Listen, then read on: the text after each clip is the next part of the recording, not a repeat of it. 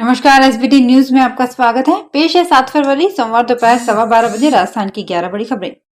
REET paper leak मामले में विपक्ष के हमलों का सामना कर रही गहलोत सरकार अब रीट को लेकर एक बड़ा फैसला लेने की तैयारी में है। इसके लिए मुख्यमंत्री अशोक गहलोत ने आज कैबिनेट की बैठक बुलाई है। दोपहर 2 बजे मुख्यमंत्री आवास पर होने वाली कैबिनेट की बैठक में कैबिनेट और राज्य मंत्री शामिल होंगे। आमतौर पर कैबिनेट की बैठक बुधवार को बुलाई जाती है, लेकिन विधानसभा सत्र शुरू होने से पहले आज बुलाई जा रही बैठक के कई सियासी मायने निकाले जा रहे हैं। राजस्थान में भर्ती परीक्षाओं में धांधली, पेपर लीक सरकारी तंत्र में महामारी की तरह फैल चुका है। इसका अंदाजा इसी बात से लगाया जा सकता है कि किसी अधिकारी ने अपनी बेटी को एग्जाम में पास कराने के लिए पर्चा लिया तो किसी ने अपने रिश्तेदार को 100 में से 100 नंबर दिलाए। आरपीएससी से लेकर राजस्थान भर्ती चयन बोर्ड हो या माध्यमिक शिक्षा बोर्ड या फिर यूनिवर्सिटी में जिम्मेदार पदों पर बैठे अफसर कर्मचारी करोड़ों में बिकते हैं। भर्तियों में धांधली का ब्लूप्रिंट अहम पदों पर नियुक्ति के साथ ही शुरू हो जाता है। अजमेर एसीबी ने रिश्वत मामले में देर रात बड़ी कार्यवाही को अंजाम देते हुए अजमेर दरगाह पुलिस उपाधीक्षक पार्थ शर्मा के रीडर भागचंद को 60,000 रुपए की रिश्वत के साथ गिरफ्तार किया। इसके साथ एक वकील और एक लॉक किया हुआ युवक भी ट्रैप हुआ है, जिनसे एसीबी कार्यालय में भी पूछताछ हो रही है। इस मामले में एसीबी द्वारा पुलिस उपाधीक्षक पार्थ शर्मा से भी पूछताछ की जा रही है। बताया गया है कि एसीबी से बचने के लिए आरोपी ने रिश्वत की राशि को बाथरूम में बने वेस्टर्न लैट्रिन सीट में डाल दिया था।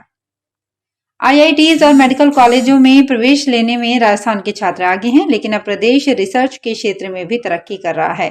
रिसर्च स्कॉलर्स की संख्या के लिहाज से प्रदेश देश में चौथे स्थान पर है। मात्र 3 राज्य ही राजस्थान से आगे हैं। दिल्ली, कर्नाटक और महाराष्ट्र में ही रिसर्च स्कॉलर्स की संख्या प्रदेश से अधिक है।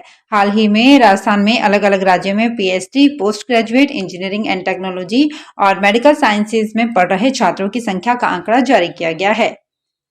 उदयपुर की फतेह सागर झील में 8 फरवरी को सीएनजी बोट डूबने के बाद से यूआईटी और आरटीओ द्वारा बंद किए गए बोट संचालन को लेकर शनिवार को हाईकोर्ट में सुनवाई हुई।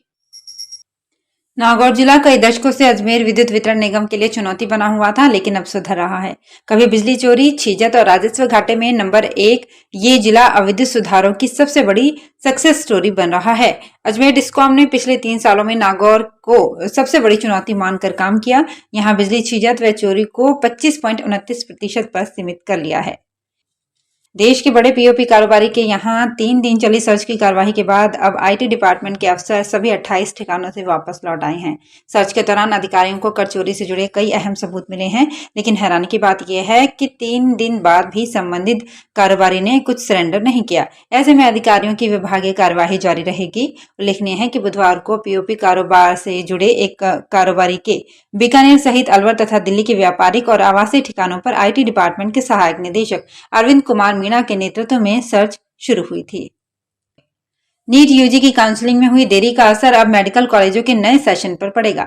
Under graduate medical education board ने साल 2022 में एमबीबीएस में एडमिशन लेने वाले 2021 बैच के स्टूडेंट की छुट्टियां ही कम कर दी है।